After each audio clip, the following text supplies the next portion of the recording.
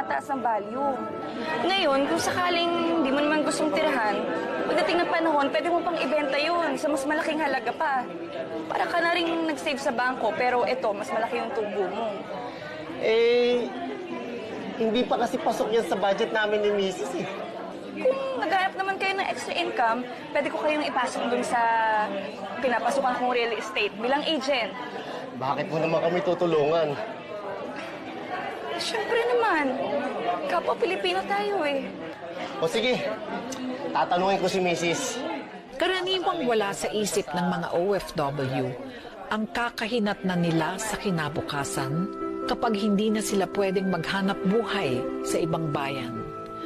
Pero sa mga nagtiwala, karamihan sa kanila, tulad namin ni Terence, ay nakaangat din sa buhay. Maraming salamat, ha? Mabuti naman. O basta ha, yung sinabi ko sa'yo, huwag kakalimutan mag-save para sa sarili. Oo, hindi ko nakakalimutan.